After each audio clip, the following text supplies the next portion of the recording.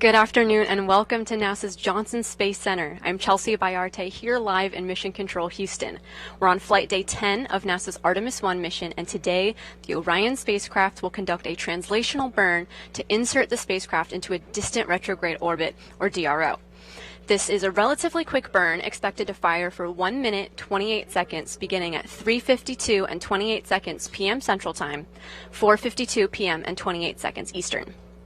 Distant retrograde orbit is highly elliptical, oval-shaped orbit around the moon. This orbit is unique to Artemis 1 and will not be used for Artemis 2, Artemis 3, and beyond. It's highly stable, so little fuel is required to stay there as we use this Artemis 1 mission to put Orion's systems to the test.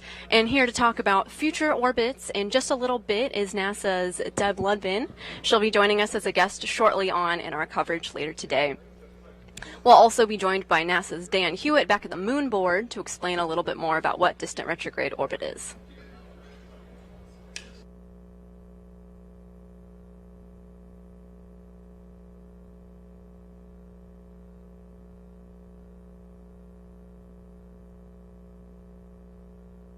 We're here live in Mission Control's White Flight Control Room with NASA Flight Director Rick LeBrode at the helm, overseeing a team of flight controllers who are getting ready for the distant retrograde orbit insertion burn. This is the same building as the International Space Station's Flight Control Room, but it's a separate room dedicated to overseeing Artemis missions.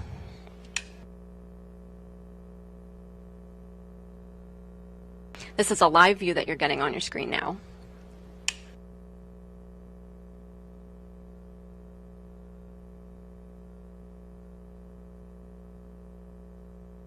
So let's talk a little bit more about how we got to this point. The spacecraft launched on a Space Launch System rocket on November 16th, and by its third day, it was halfway to the moon.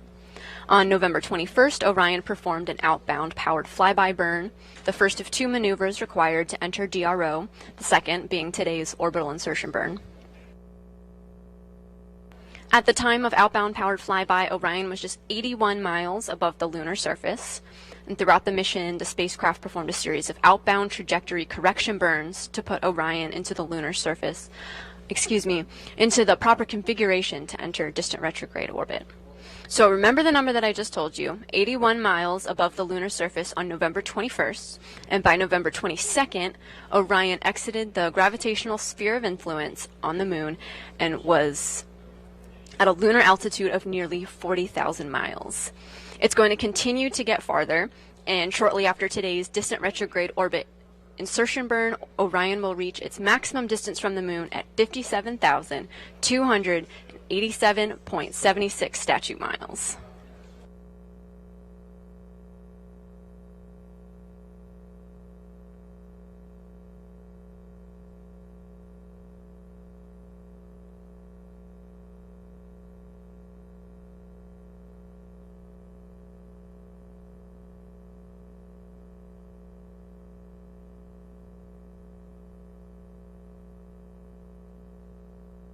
Tomorrow, November 26th, Orion will pass the distance record for the human-rated spacecraft originally set by Apollo 13.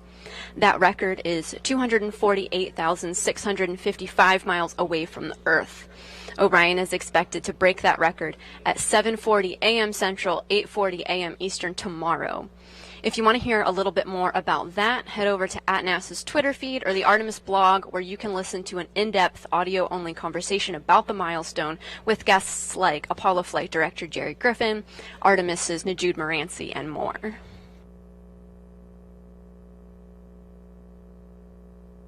So we're talking about the Apollo 13 record. We know that Apollo 13 traveled, here's that number again, 248,655 miles away from the Earth, and Orion will break that record on November 26th, but Orion isn't going to stop there.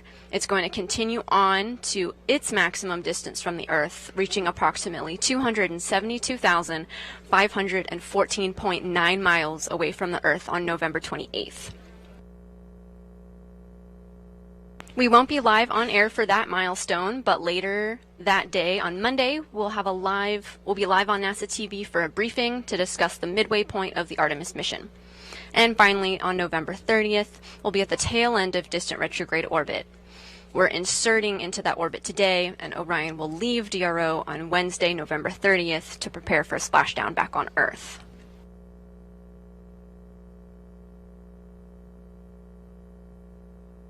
So that was a lot of numbers and dates that I just gave you. We're talking about Orion's distance from the Earth, but also Orion's distance from the lunar surface. It gets a little complicated. So to get a visualization of both of these positions in real time, the Orion program has a great tool online called ARROW, or the Artemis Real-Time Orbit website. We link to it in the Artemis blog, and it's a way for you to see for yourself where the spacecraft is relative to the Earth and the Moon.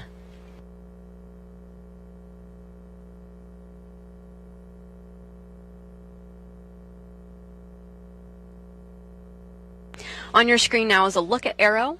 This is what it would look like on your browser.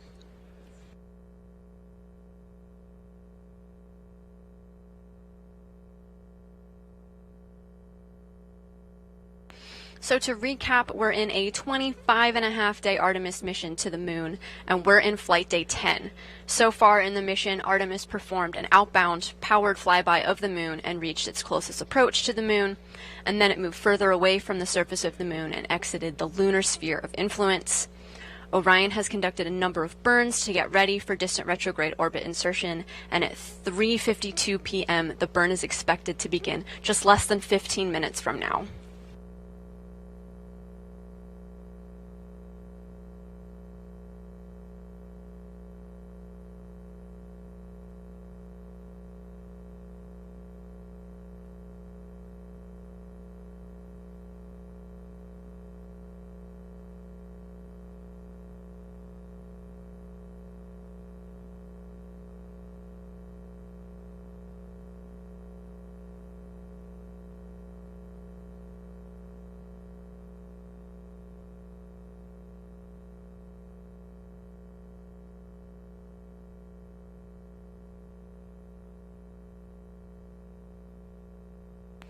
So today, the milestone for the Orion spacecraft that we're talking about today is the burn to get into a distant retrograde orbit, the distant retrograde orbit insertion burn. So to talk a little bit more about this orbit, let's go to Dan Hewitt at the Moon Board, who can explain a little bit more about what it's all about.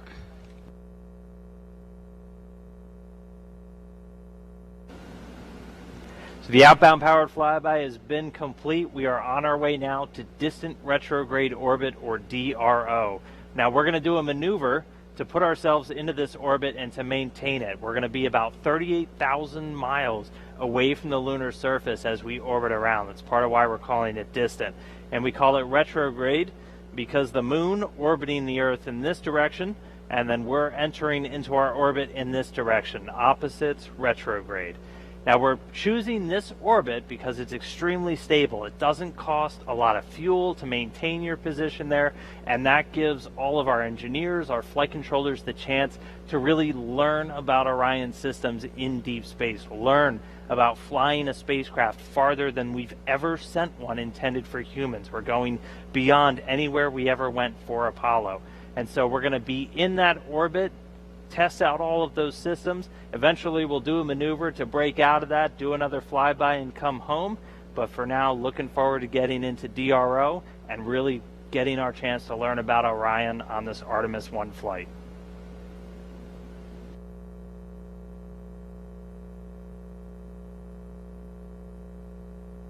So that was a little primer on what this orbit is and why we want to use this mission to meet our test objectives of the Orion spacecraft, but DRO will not be used in future Artemis missions. I'm joined now by Deb Ludbin with NASA's Gateway program. Hey Deb, thanks for joining us. Thanks so much, Chelsea. So Deb, Gateway is not going to be in a distant retrograde orbit, is it? What will the lunar outpost be in? It will not be in a distant retrograde orbit. The Gateway will actually be in a near rectilinear halo orbit, which is a lot of words. We say NRHO, and that is a very different orbit than the DRO. Would you like me to explain a little bit about it? Yeah, sure. Okay, so the NRHO, near rectilinear halo orbit, is much more long and skinny, like a long oval. So it actually looks, if you're looking at the moon, more like a necklace hanging down from the moon. It is sort of a combination between two types of orbits that have a lot of things going for it. So the low lunar orbit is more similar to what Apollo did, and that's an orbit that goes sort of around the center of the moon, and it's very close, and it provides great access to the moon.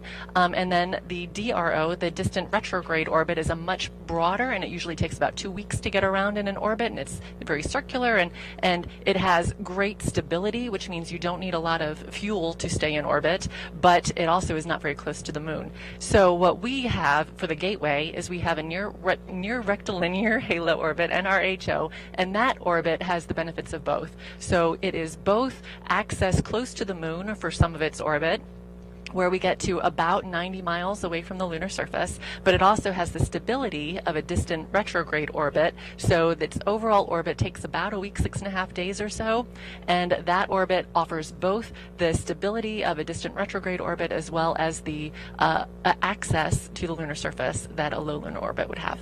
Wow, that's really cool. And you're seeing the Gateway that we're talking about now on your screen. And I also see Orion in this graphic. So we heard that Gateway is going to be in this NRHO orbit. Does that mean Orion's going to have to be too? Sure will. So Orion will do lots of things for Gateway. Orion is the crewed system that will bring crew out to the Gateway so that we can live and work and test out those systems. But at the same time, Orion is going to be bringing some other things out to lunar orbit for us too. So it's very important that the Gateway is in an orbit that both Orion and the human landing system can both access, and Orion will come right up to us. So we know that Orion's going to need to be in the same orbit as Gateway during future missions, as you just told us. But can you tell us about Orion as a whole? What's its relationship to Gateway, and what's the goal of Gateway, and how does Orion help?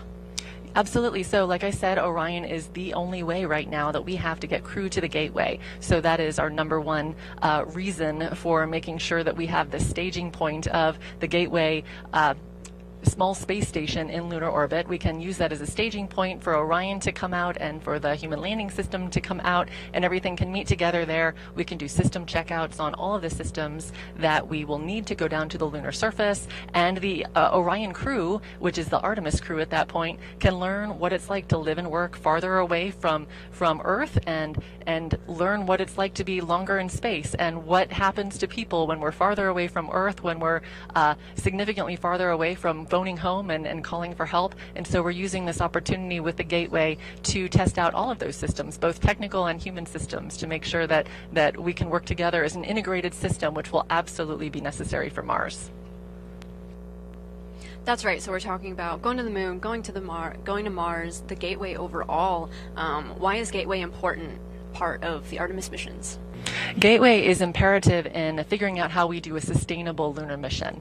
The Gateway is crew tended. It is not crew habitation all year round. We have crew there for about a month at a time. And for our longer missions, the farther we get away from Earth, the more independent these systems have to be. So we utilize the time on Gateway in learning more about what our systems will do, what our people will do, and it's also a great staging point for future missions. We could actually launch a Mars mission from a system at Gateway, do all of the staging, all the checkouts there, and then have it move on to Mars.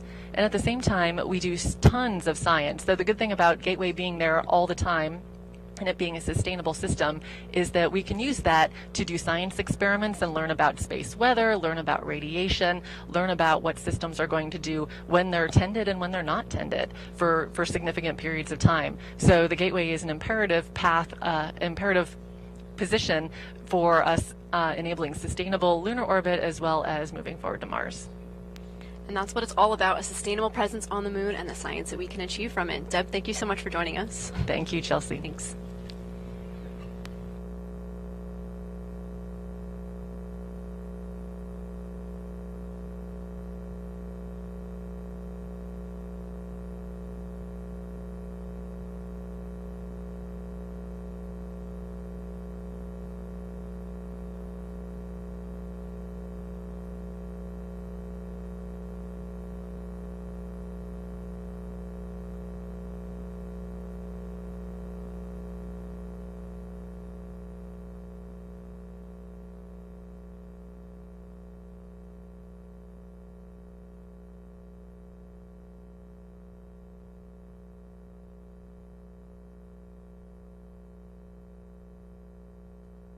We're now coming up on about 6 minutes left until the burn.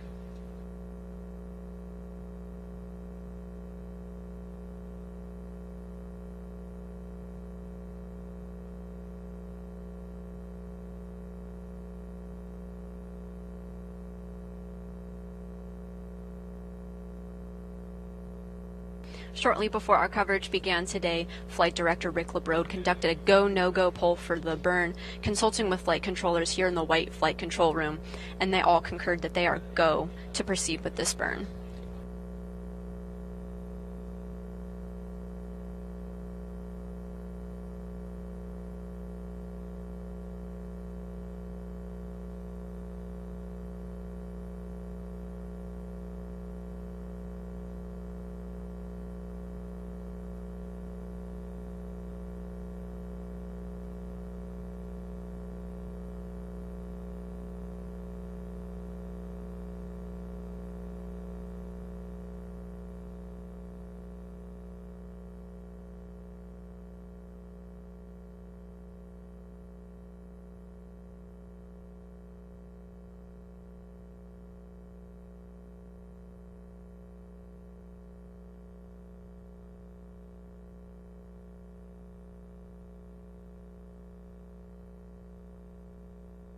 This distant retrograde insertion burn is expected at 3:52 p.m. Central Time, 4:52 p.m. Eastern. It's going to fire for 1 minute and 28 seconds.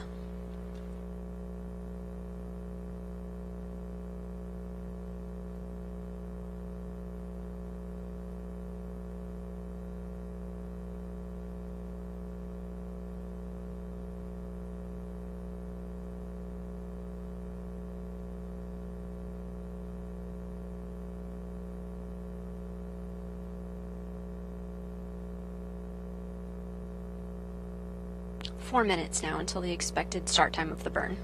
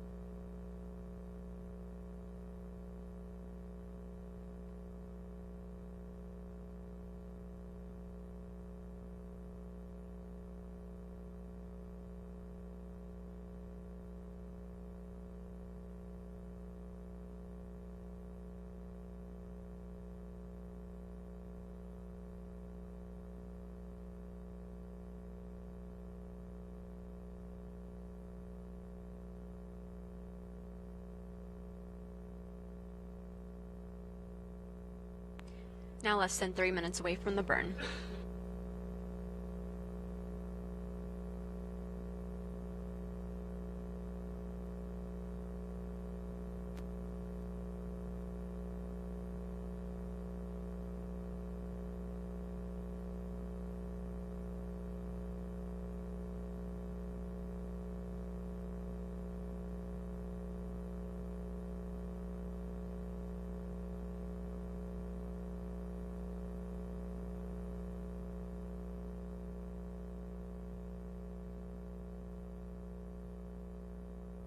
You're looking now at an animation of the Orion spacecraft.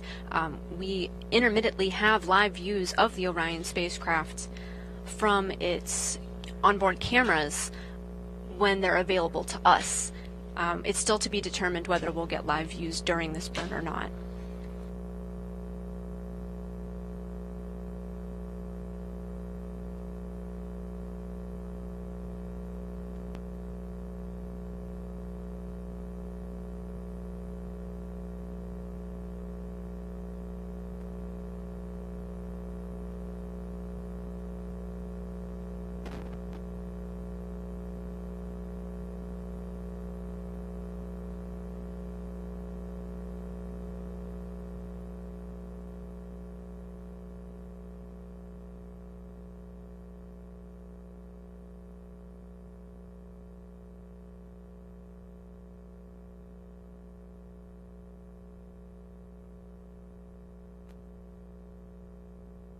And with 1 minute left to go until the burn, it looks like we do have our live views back.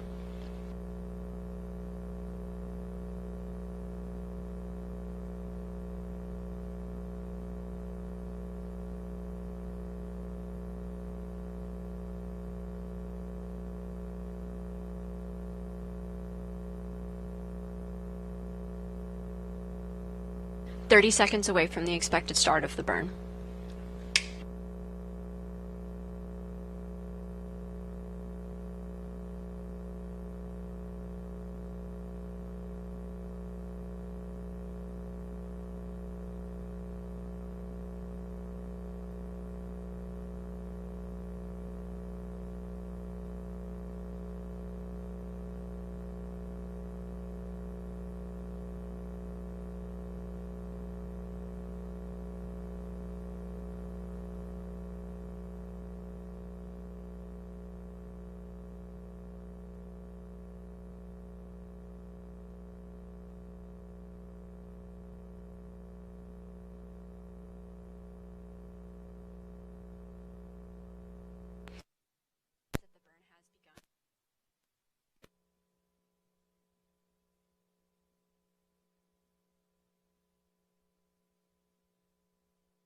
The burn is nominal so far.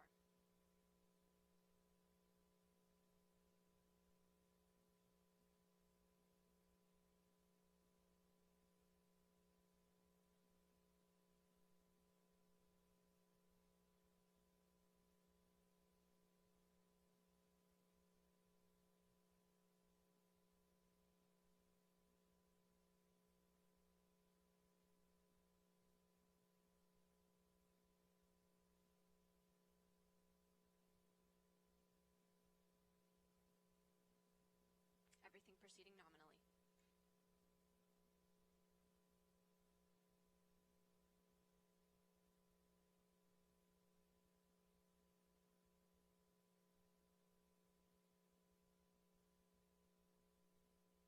We're continuing to hear good callouts from flight controllers monitoring the burn.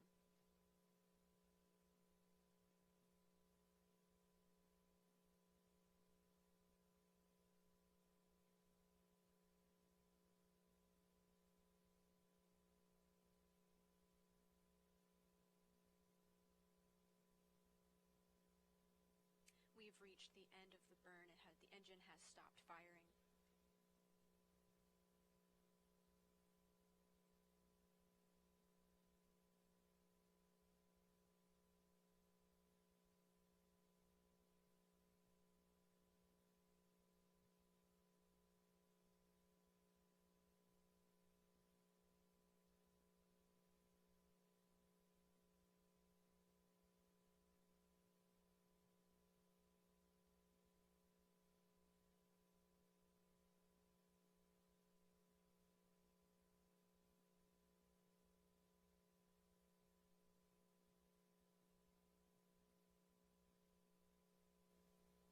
You're getting live views from Mission Control now. We received good callouts of the burn while the burn itself was going on. Flight controllers are just confirming that everything went well.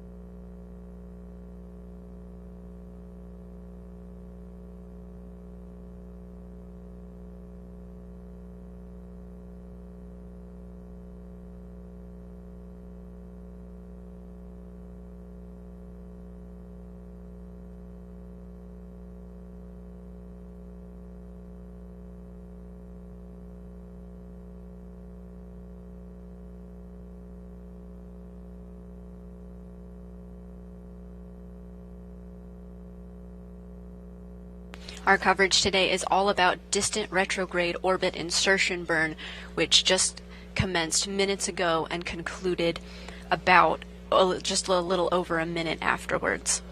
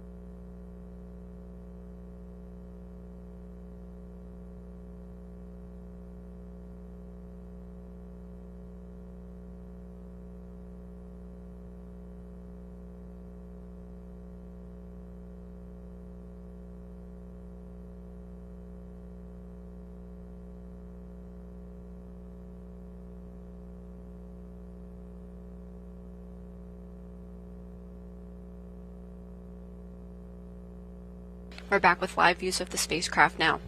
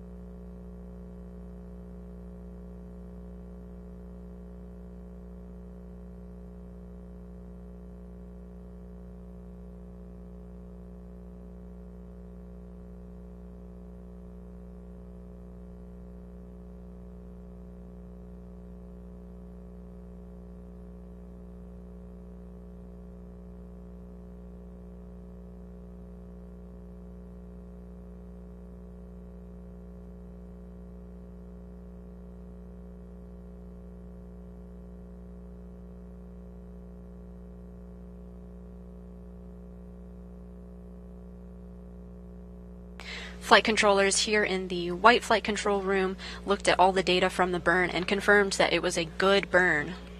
The burn began as scheduled at 3:52 p.m. Central Time, burning for almost a minute and a half.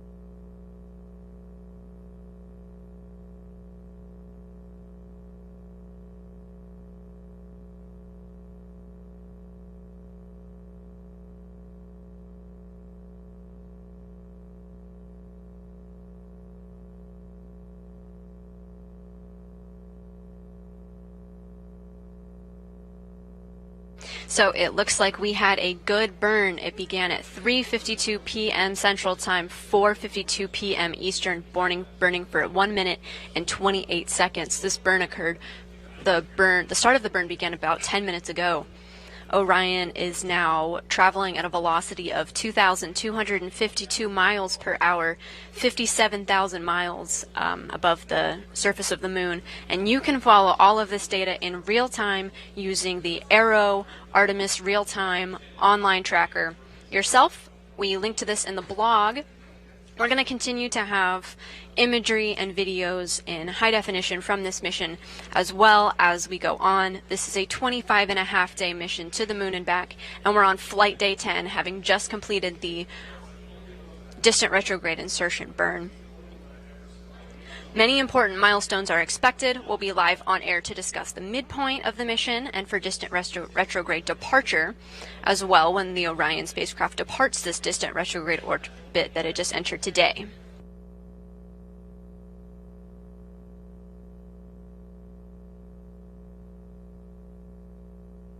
Until then, the next milestone that we have coming up will actually focus on the International Space Station. Live coverage of the SpaceX Commercial Resupply Services 26 mission. It's a cargo mission with the Dragon resupply spacecraft. Begins at 2 p.m. on Saturday, November 26th, with a launch scheduled for 2:20 p.m. Eastern Time. That concludes our coverage for today. This is Mission Control Houston.